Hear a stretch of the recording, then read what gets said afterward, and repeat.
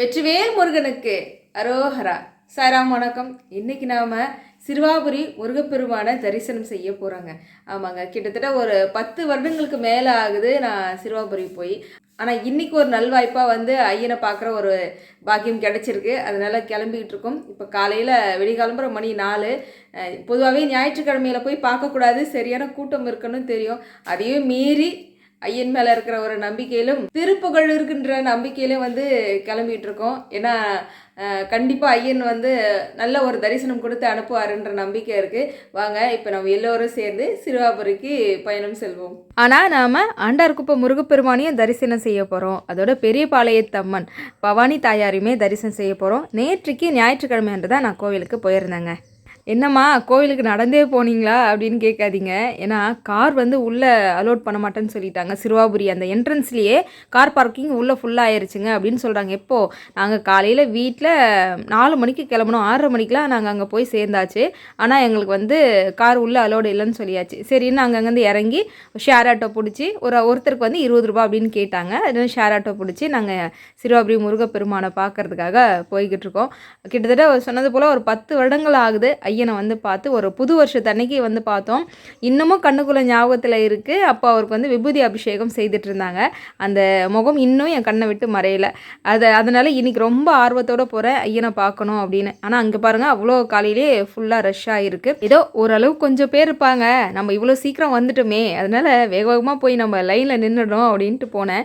ஆனால் அங்கே போய் பார்த்ததுக்கப்புறம் தான் தெரிஞ்சுது, அழகாக எவ்வளோ தூரம் நிற்கிறாங்க, எவ்வளோ பக்தர்கள் நிற்கிறாங்க காலையில். அப்போ இவங்களாம் நைட்டெல்லாம் தூங்கியிருக்கவே மாட்டாங்க போல் இருக்குங்க. சிறுவாபுரி பாலமுருகனை பார்க்குறதுக்கு எவ்வளோ வரிசை பாருங்கள். பொதுவாக செவ்வாய்க்கிழமை, சனி, ஞாயிறு இந்த 3 நாள் மட்டும்தான் இவ்வளோ பெரிய வரிசை நிற்கிற அளவுக்கு கூட்டம் மக்கள் வருவாங்க போல். எல்லாருமே சொன்னாங்க அதுதான். மீதி நாட்களில் வரலாமா, இந்த 3 நாள் மட்டும் வராதிங்கம்மா அப்படின்னு தான் எல்லாரும் சொல்கிறாங்கன்னு வைங்களேன். ஆனால் அவங்கவுங்க நேரத்தை பொறுத்து தானே நம்ம போகிறதுக்கு ஒரு பாக்கியம் கிடைக்குது.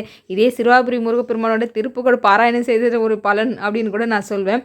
இங்கே பின்னாடி நம்ம பார்த்திங்கன்னா மரத்துக்கு கீழே எல்லாரும் வெற்றிலை தீபம் ஏற்றுறது, குழந்தை பாக்கியத்துக்காக வேண்டிட்டு தொட்டில் கட்டுறது, இது எல்லாமே அங்கே பேக் சைடில் இருக்கக்கூடிய அந்த இடத்துல செய்கிறாங்க. தீர்த்தம்ங்க, கோவில் சிறுவாபுரி கோவிலுடைய தீர்த்தம். யாருமே உள்ளே இறங்காத அளவுக்கு ஃபுல்லாகவே லாக் பண்ணி வச்சுருக்காங்க. ஒரே ஒரு சேற்றில் மறந்த செந்தாமரை போல் அழகாக ஒரு பூ பூத்து இருந்துச்சு, பார்த்தாச்சு. இதுக்கப்புறம் நம்ம ரொம்ப லேட் பண்ணக்கூடாது, நம்ம சீக்கிரமாக தீபம் ஏற்றிட்டு வரிசையில் போய் நின்றுடணும் அப்படின்னு நினச்சிட்டே இருந்தேன். மடிப்பிச்சை பொதுவாக பெண்கள் தான் அதிகமாக எடுத்து நான் பார்த்துருக்குறேன். ஆனால் இப்போது ஆண்களும் இளைஞர்களுமே ஐயன் மீது உள்ள நம்பிக்கையில் அவங்களுடைய வேண்டுதலுக்காக வேண்டி மடிப்பிச்சை எடுத்துகிட்ருக்காங்க. ரொம்ப உருக்கமாக இருந்தது. நாங்கள் போய் வரிசையில் நின்றுட்டாங்க. நின்ன உடனே நமக்கு என்ன வேறு வேலை இருக்குது, ஐயனுடைய துதிகள் மந்திரங்கள் இதெல்லாம் பாராயணம் பண்ண ஆரம்பிச்சிட்டேன். ஆனால் முருகப்பெருமான் இப்படி ஒரு ட்விஸ்ட் அங்கே ஏற்படுத்தி எங்களுக்கு பண்ணுவார் அப்படின்னு கொஞ்சமும் நான் நினச்சி கூட பார்க்கல. பெரிய வரிசை கியூ நின்றுட்டு இருந்ததா. சரி, அது பொது தரிசனம் அப்படின்னு சொல்லி நாங்கள் போய் நிற்க, அது கிட்ட போக போக தான் தெரிஞ்சுது அது 100 ரூபா டோக்கன். அவ்வளோ கூட்ட நெரிசலில் திரும்ப ரிட்டன் போய் பொது தரிசனத்தை வர முடியுமா? சரி வந்தாச்சு, இது ஏதோ முருகன் போடுற பிளான் மாதிரி தெரியுது. ஆனால் உண்மையாக தெரிஞ்சு நாங்கள் அந்த வரிசையில் நிற்கவே இல்லை. எங்களுக்கு பின்னாடி பாருங்கள் இன்னுமே எவ்வளோ கூட்டம் இருக்குதுன்னு. ஒன்று ரொம்ப லேட் ஆகும் அப்படின்னு அவர் நினச்சிருக்கலாம். இன்னொன்று, நீ ரொம்ப தூரத்துலேருந்து என்னை பார்ப்ப, நீ ஏன் ரொம்ப நாளுக்கு அப்புறம் வர, என்னை பக்கத்துலேருந்து பாரு அப்படின்னு அவராக ஏதோ பிளான் பண்ணி எங்களை இந்த வரிசையில் நிற்க வச்சுட்டாரு போல். சரி ஓகே, எல்லாம் ஐயன் விட்ட வழி எதுவாக நடந்தாலும் அவர் சொல்கிறதுக்கு ஏற்ற மாதிரி நடக்குது அப்படின்னு நினச்சிட்டு நாங்கள் விட்டுருவோம். சரி, என்ன திருப்புகழ் பாடினாலும் நம்ம சிறுவாபுரி தலத்தில் இருக்கும்போது சிறுவாபுரி தலத்துக்குரிய பதிகமும் திருப்புகழும் பாராயணம் செய்யணும் இல்லையா? அதை தான் செய்ய ஆரம்பிச்சிட்டேன். சிவபால தேவன் ஒரு வீடு ஈவன் சிறுவாபுரி குமரனே.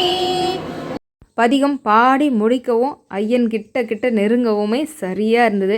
ஐயன் ரொம்ப அற்புதமான தரிசனம். இப்போ நீங்கள் பார்க்குறீங்களா, இந்த கோலத்தில் தான் அழகான காட்சி கொடுத்துட்டு இருந்தார் சிறுவாபுரி பாலசுப்ரமணியன். ரொம்ப சந்தோஷமாக இருந்தது. இப்போ என்ன நடக்குதுன்னா, அதாவது சனி ஞாயிற்றுக்கிழமையில் ரொம்ப கூட்டம் அதிகம்ன்றதுனால நாம் கருவறைக்கு கிட்டலாம் போக முடியாதுங்க. அந்த வாசல்லே உற்சவமூர்த்தியை கொண்டு வச்சிடறாங்க. அவருக்கு நம்ம கொண்டு போகிற பூ மாலைகள் எல்லாமே சாட்டுறாங்க. நாம் அங்கேருந்து தான் முருகப்பெருமானை பார்க்குற மாதிரி இருக்குது. ஆனால் இதுக்கு முன்னாடியெல்லாம் அந்த மாதிரி இல்லை. ஒருவேளை மீதி நாட்களில் கொஞ்சம் கிட்ட போகிறதுக்கு வாய்ப்பு இருக்கா என்னன்னு தெரியல. ஆனால் இப்போ இந்த 3 நாட்களில் மட்டும் நாம் சாமியை ரொம்ப தூரத்துலேருந்து பார்க்குற ஒரு வாய்ப்பு தான் அமையுது. 100 ரூபா டோக்கன் வரிசையில் போனால் கொஞ்சம் நெருக்கத்தில் கிட்ட இருந்து பார்க்குற மாதிரி இருக்குது. ஆனால் பொது தரிசனம்னா ரொம்ப லாங், ரொம்ப தூரமாக இருக்குது. அதனாலேயே என்னமோ தெரியலங்க, ஐயன் வந்து நீ பக்கத்துல இருந்து பாரு அப்படின்னு சொல்லி வரிசையை மாற்றி விட்டார் போல. ஐயன் பாலசுப்ரமணியனை அழகாக பார்த்ததுல ரொம்ப மகிழ்ச்சியாக இருந்தது. இப்போ நீங்கள் பார்த்துட்டு இருக்கிறத வந்து திருமண கோலத்தில் வள்ளி அம்மாவும் முருகப்பெருமானும் இருக்கிறன்ற ஒரு காட்சிங்க. சிறுவாபுரி தலத்தில் வந்து வேண்டிக்கிட்டா வீடு மனைகள் கிடைக்கிறது மட்டும் கிடையாதுங்க, நீண்ட நாட்களாக வரன் அமையல திருமணம் ஆகாமல் இருக்கிறவங்க கூட பூச நட்சத்திரம் தோறுமே தொடர்ந்து நீங்கள் வந்து ஐயனை வந்து வழிபாடு செய்துட்டு அங்கே வந்து நம்ம மாலை வாங்கி கொண்டு போய் கொடுக்கணும். ஐயனுக்கு சாற்றி அந்த மாலையை நமக்கு கொடுப்பாங்க. அதை திருமணம் ஆகக்கூடியவங்க அதை போட்டுக்கிட்டு 6 வாரமும் இதே போல் தொடர்ந்து அவங்க சுற்றி வர கண்டிப்பாக நல்ல வரன் அமையும் அப்படின்றது வந்து சத்தியமான ஒன்று. திருவாபுரி தலம் என்றாலே வீடு மனை வாய்ப்பு வந்து நிச்சயமாக நமக்கு அமையும். ஒரு 6 வாரங்கள் தொடர்ந்து நம்ம ஐயனை தரிசனம் செய்துட்டு வந்தால் நிச்சயமாக அமையும் என்பது சத்தியமான உண்மை இல்லையா? அதுக்கேற்ற மாதிரி நான் சிறுவாபுரி தலத்துக்குரிய அந்த திருப்புகழ் மட்டும் ஒரு 30 ஜெராக்ஸ் காப்பி மாதிரி கொண்டு போயிருந்தாங்க. அங்கே எல்லாம் இருக்கிற மக்களுக்கெல்லாம் கொடுத்து எல்லாரும் ஒன்று சேர்ந்து ஒரு கூட்டு பாராயணமாக செய்து அவங்க எல்லாரும் ஒரு வேண்டுதல் வைக்கும்போது நிச்சயமாக ஐயனுடைய செவியில் விழும் அப்படின்னு மனசுக்குள்ளே ஒரு எண்ணம் இருந்துகிட்டே இருந்தது. அதுக்கேற்ற மாதிரி அங்கே கொண்டு போயிருந்தேன். அங்கே நம்ம கொடி மரத்துக்கிட்ட தான் வந்து ஒரு 2 நிமிஷம் நிற்கிறதுக்கான அந்த டைம் வந்து கிடைக்குதுன்றதால் அந்த நேரத்தில் மக்களுக்கு வந்து திருப்புகழை பற்றி சொல்லி எல்லாருக்கிட்டையுமே நான் அந்த திருப்புகழ் வந்து கொடுத்தேன். எல்லாருமே அந்த 1 நிமிடம் வந்து வாங்கி எல்லாருமே கூட்டு பாராயணமாக செய்தோம்.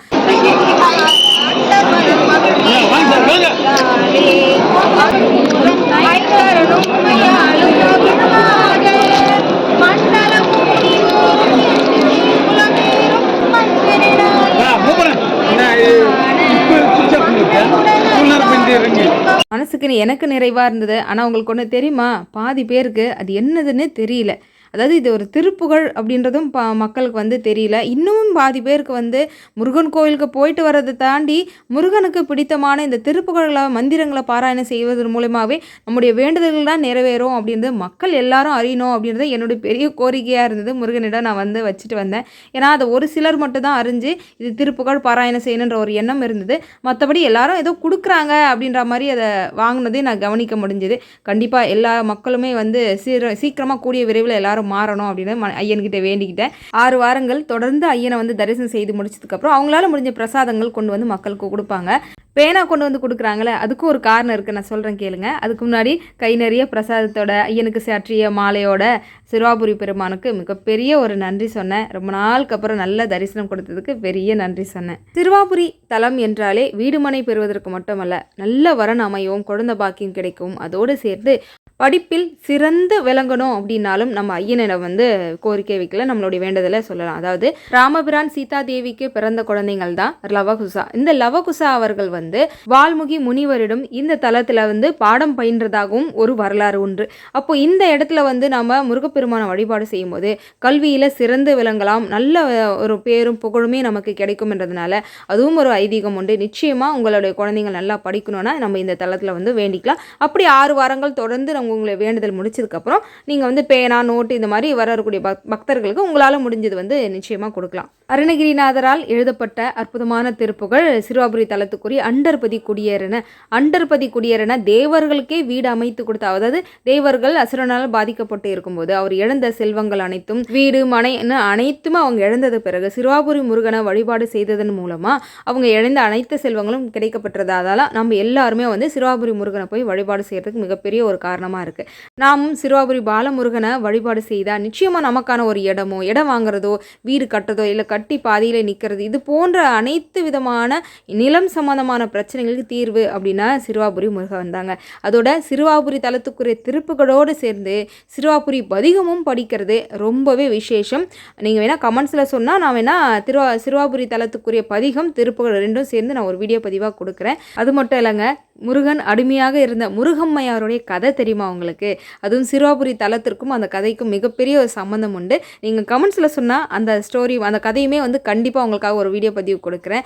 ஏன்னா ரொம்ப அற்புதமான ஒரு முருகன் அடியாரை பற்றி நம்ம தெரிஞ்சுக்கிறதே மிகப்பெரிய ஒரு பாக்கியம் அப்படின்னு நான் நினைக்கிறேன். கமெண்ட்ஸில் வரதை பொறுத்து நான் கண்டிப்பாக வீடியோ பதிவு தரேன். இவ்வளோ அற்புதமான இந்த தலத்துக்கு வந்து முருகனை வழிபாடு செய்துட்டு அடுத்தபடியாக இப்போ நம்ம எங்கே போகிறோம் அப்படின்னா ஆண்டார்குப்பம் முருகப்பெருமானை பார்க்க போகிறோம்.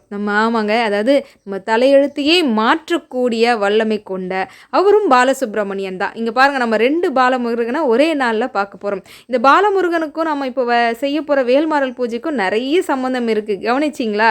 ஏன்னா நம்ம அங்கே அந்த தளத்தில் இருக்கக்கூடிய முருகப்பெருமானுடைய பேரும் பாலமுருகன் தான். முருகன் ஏதோ ஒரு செய்தி சொல்கிறாருன்னு நினைக்கிறேங்க.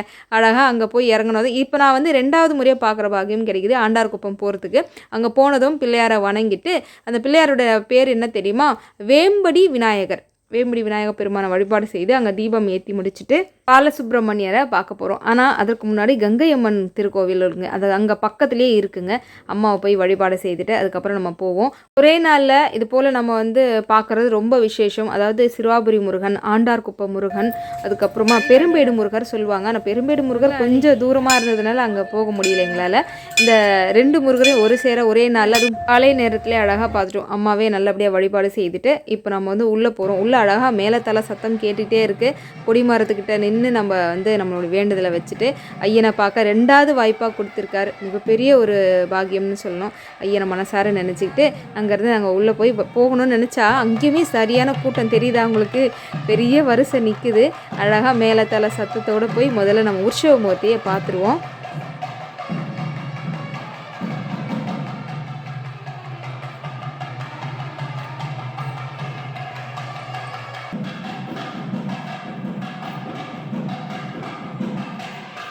அழகாக உற்சவமூர்த்தியாக வள்ளி தெய்வானியோட எம்பெருமானை பார்க்குறதுக்கு ரொம்ப சந்தோஷமாக இருந்தது. அழகாக பார்த்துட்டு அழகாக வரிசையில் நின்றுட்டோம். வரிசை கொஞ்சம் லென்த்தாக தான் போய்கிட்டு இருக்காங்க. இருந்தாலும் நம்ம நிற்கிற நேரம் சும்மா இருக்கக்கூடாதுன்னு அழகாக சஷ்டி கவசம் பாராயணம் பண்ண ஆரம்பிச்சிட்டேன். இந்த தலத்துடைய வரலாறு என்ன தெரியுமா? அதாவது ஒரு முறை பிரம்மதேவர்கிட்ட முருகப்பெருமான் கேட்குறாரு, ஓம் என்னும் பிரணவ மந்திரத்துடைய பொருள் சொல்லுங்க அப்படின்னு கேட்கும்போது இவர் தெரியாமல் திருன்னு முடிக்கவே அப்போ என்ன பண்ணாரா, முருகப்பெருமான் அவருடைய தலையில், அதாவது பிரம்மாவுடைய தலையில கொட்டுறாராம். கொட்டினது மட்டும் இல்லாம சிறையிலுமே அவர் அடைச்சிடுறாராம். அதனாலதான் இங்க இருக்கக்கூடிய இந்த தலத்தில் இருக்கக்கூடிய முருகப்பெருமான் பிரம்மாவோட தலையில கொட்டும்படியாக கோவிலில் தூணில் பார்த்தீங்கன்னா ஒரு பக்கம் செதுக்கி வச்சுருப்பாங்க. இந்த பக்கம் இருக்கிற பார்த்தீங்கன்னா பிரம்மதேவா சிறையில் அடைக்கப்பட்ட அந்த காட்சியும் செதுக்கப்பட்டு இருக்குங்க. இது எதற்காக, எதை உணர்த்தும் வகையில் இந்த மாதிரியான ஒரு உருவமைப்பு இங்கே செதுக்கியிருக்காங்க அப்படின்னா, இந்த கோவிலோடைய மிகப்பெரிய ஒரு தாத்பரியமே அதுதான். அதாவது எல்லாரும் உயிர்களையும் படைக்கும் தொழிலை செய்யக்கூடிய பிரம்மதேவருக்கு ஓம் என்ற பிரணவ மந்திரத்துடைய பொருள் தெரியாமல் எப்படி மக்களை படைக்க முடியும்? அதே சமயம் என்னை நாடி வருகின்ற பக்தர்கள் எப்போ இந்த ஆண்டார்குப்பம் முருகப்பெருமான் பாலமுருகனை தரிசனம் செய்தார்கள், அதன் பிறகு அவர் தலையில் எழுதப்பட்டிருந்த தலையெழுத்து எவ்வளவு மோசமாக இருந்தாலும் அதை சரி செய்ய வேண்டும் அப்படின்ற உறுதிமொழி முருகப்பெருமான் வாங்கியிருக்காரா. அதனால தான் வாழ்க்கையில் ஒரு முறையாவது ஆண்டார்குப்பம் சென்று நம்ம அதிகார தோரணையில் உள்ள எம்பெருமான பாலசுப்ரமணியரை பார்த்துட்டு வரணும். ஏன்னா அவ்வளோ அதிகாரமாக பிரம்மதேவரிடம் பேசுகிறாரு இல்லையா. அதனால் அங்கே உள்ளே இருக்கக்கூடிய கருவறையில் இருக்கக்கூடிய முருகப்பெருமானும் 2 கையை அழகாக இடுப்பு மேலே வச்சுக்கிட்டு அதிகார தோரணையில் தாங்க காட்சி கொடுக்குறாரு. இன்னமும் கண்ணுக்குள்ளேயே நிற்குதுங்க. அழகாக சேவல் கொடி, வேல், நடுவில் முருகப்பெருமான் நெத்தியில் போட்டிருந்த அந்த பட்டை அவ்வளோ அம்சமாக அழகாக கம்பீரமாக காட்சி கொடுக்குறாரு. எம்பெருமான நாமும் வழிபாடு செய்தோம் அப்படின்னா நமக்கும் நம்ம செய்யக்கூடிய வேலையில் நல்ல பதவி உயர்வு கிடைச்சி நல்ல ஒரு அதிகார தோரணையோட 4 பேர் மதிக்க வாழலாம் அப்படின்றதுக்கு முருகப்பெருமான் அருள்பாலித்து அனுப்புவாராம். இன்னும் ஆண்டார்குப்ப பாலசுப்ரமணியோட இன்னொரு சிறப்பு என்னன்னா, காலையில் குழந்தை பாலமுருகப்பெருமானா காட்சி கொடுப்பாராம். மத்தியான நேரத்தில் இளைஞனாக முருகப்பெருமானுடைய முகம் அமைப்பு மாறுமா. அதாவது மாலை நேரத்தில் கிழவனாகன ஒரு முக அமைப்பு மாறுமா. நம்ம வாழ்க்கையே அழகாக ஒரே நல்ல முருகன் சொல்லிடுறார். காலையில் இருக்கிற மாதிரி சாயந்தரம் இருக்கிறதில்லன்னு வாங்கலாம். அது போல் எல்லா முக அமைப்புகளோடுமே மாறக்கூடிய ரொம்ப அழகான தோற்றம் கூட இருக்கக்கூடிய முருகப்பெருமானை பார்க்குற பாக்கியம் கிடைச்சிது. கண்டிப்பாக நீங்கள் எல்லாரும் வாழ்க்கையில் ஒரு முறையாவது ஆண்டார்குப்ப பாலசுப்ரமணியரை தரிசனம் செய்துட்டு போங்க. சரி, இப்போ நாம் அடுத்தபடியாக எங்கே போகிறோம் அப்படின்னா பவானி தாயார், அதாவது பெரிய பாளையத்தம்மனை பார்க்க போகிறோங்க. உள்ளே நுழையும் போதே ஒரு பாட்டு ஒன்று ஓடிட்டுருக்கு. என்ன தெரியுமா? வழி விடுங்க வழி விடுங்க அத்தா வரா வழி விடுங்க. அந்த பாட்டு கேட்டதே எனக்கு ரொம்ப சந்தோஷமாக இருந்தது. அம்மா ரொம்ப நாளுக்கு அப்புறம் நம்மளை வர வைக்கிறாங்கல்ல, அதனால சந்தோஷமாக ஒரு மகிழ்ச்சியோடு நான் உள்ளே போனேன். மாலையெல்லாம் ரொம்ப அழகாக கட்டியிருக்கிறாங்க, ரொம்ப அருமையாக இருந்தது. ஆனால் அர்ச்சனை மட்டும் செய்வோம் அப்படின்னு சொல்லிட்டு தேங்காய் மட்டும் வாங்கிட்டு நாங்கள் உள்ளே போனோம். அங்கேயுமே சரியான கூட்டம் இருந்தது. இப்போது ஓம் சக்தி தாயாருக்கு மாலை போட்டிருக்காங்களே, அந்த பக்தர்கள் கொஞ்சம் பேர் வராங்க. அதுவும் ஞாயிற்றுக்கிழமை அப்படின்னாலே பெரியபாளையத்தில் எப்போவுமே கூட்டம் இருக்கும். இருக்கும். வேப்பஞ்சலம் கொடுக்கறது இது எல்லாமே அந்த வேண்டுதல் எல்லாமே நிறைவேற்றிட்டு இருப்பாங்க. எங்கள் அம்மா எனக்காக ஒரு வேண்டுதல் வச்சுருந்தாங்க. அதாவது கல்யாணம் ஆகிறதுக்கு முன்பு வந்து கொடக்கல்யாணம் செய்யணும் அப்படின்னு வேண்டியிருந்தாங்க. எனக்கும் அவங்க திருமணம் நிச்சயமான கையோடு வந்து இங்கே கொடக்கல்யாணம் செய்துட்டு போயிருக்கோம். ரொம்ப விசேஷமான பவானி தாயார் பார்க்குற ஒரு வாய்ப்பு கிடைச்சிது. இங்கே பாருங்கள், இப்போ வந்து கட்டுமான பணிகள்லாம் நடந்துகிட்ருக்கு. இன்னும் ரொம்ப பிரம்மாண்டமான முறையில் ஏற்பாடுகள் எல்லாமே நடந்துகிட்ருக்கு. தங்கும் விடு வசதி இது எல்லாமே நடந்துகிட்ருக்கு. வேப்பஞ்சேலை கொடுக்கக்கூடிய பக்தர்கள் வந்து பெண்கள் மட்டுமோ இல்லைங்க, ஆண்கள், அதுக்கப்புறமா குழந்தைங்க எல்லாருமே வந்து எப்போவுமே அம்மா மேலே வைக்கிற ஒரு மிகப்பெரிய ஒரு வேண்டுதலை அம்மா நிச்சயமாக வந்து நிறைவேற்றி கொடுத்துருவாங்க. அதனுடைய வெளிப்பாடு தான் அங்கே எல்லா பக்தர்களுமே வந்து குழந்தைங்க முதல்லேருந்து பெரியவங்க எல்லாருமே வந்து வேப்பஞ்சேலை கொடுத்துக்கிட்டு இருக்காங்க. கோவிலுக்கு வெளியே வேலைகள் நடந்துகிட்டு இருந்தாலும் கோவிலுக்குள்ளே அப்படியே சொர்க்கம் போல் இருந்ததுங்க. ஆமாங்க, நல்ல அலங்காரம், பூ அலங்காரத்தில் அம்மா வந்து ரொம்ப அழகாக இருந்தாங்க. ரொம்ப நாளுக்கு அப்புறம் பார்க்குறோம். என் பையனுக்கு கடைசியாக மொட்டை அடிச்சுட்டு வந்தது, அதுவும் 2-3 வருஷம் ஆகுதுங்க போயிட்டு வந்து. இப்போ அம்மாவை பார்த்தது ரொம்ப சந்தோஷமாக இருந்தது. அங்கேயும் மேலே தாள வாத்தியத்தோடு வந்து உற்சவமூர்த்தி அம்மா பவனி வரக்கூடிய தாயாரை வந்து தரிசனம் பண்ணோம். அம்மா தான் அப்படின்ற மாதிரி அம்மா பார்த்துட்டு வெளியே வராங்க.